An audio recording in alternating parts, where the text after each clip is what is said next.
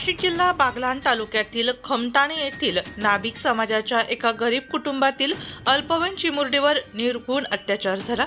या घटनेमुळे नाभिक समाजात संतप्त प्रतिक्रिया असून दोषींवर कडक कारवाई होऊन त्याला कठोर शिक्षा होण्यासाठी हा नाभिक समाजाने आंदोलनाचा पवित्रा घेतला आहे। याचाच एक भाग म्हणून शनिवारी 13 डिसेंबर रोजी महाराष्ट्र नाभिक महामंडळ सखल नाभिक समाज नाशिक जिल्हा संघटनेच्या सर्व पदाधिकाऱ्यांच्या वतीनं नाशिक शहरातील नाभिक बांधवांनी आपली दुकाने बंद ठेवून निषेधाच्या काळ्या फिती बांधून CBS येथील छत्रपती शिवाजी महाराज यांच्या पुतळ्याजवळ या दुर्दैवी घटनेचा निषेध नोंदवला।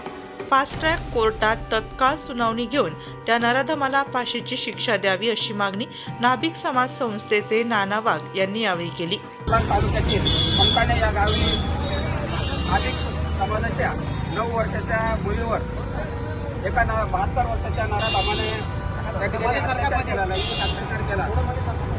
त्यातून आमचा संपूर्ण महाराष्ट्र नाभिक महामंडळ नाशिक समाज हा संपूर्ण महाराष्ट्रातून पेटून उठलेला आहे। त्या नराधमाला फास्ट ट्रॅकमध्ये लवकरात लवकर निकाल लावून त्याला फाशी झाली पाहिजे असं आम्ही महाराष्ट्र नाभिक महामंडळ नाशिक जिल्हा आणि नाशिक शहराच्या वतीने आम्ही मागणी करतो। महाराष्ट्र नाभिक महामंडळ सखल नाभिक समाज नाशिक जिल्हा संघटनेच्या सर्व पदाधिकाऱ्यांच्या वतीनं यावेळी नाशिक जिल्हाधिकारी यांना निवेदन देण्यात आले।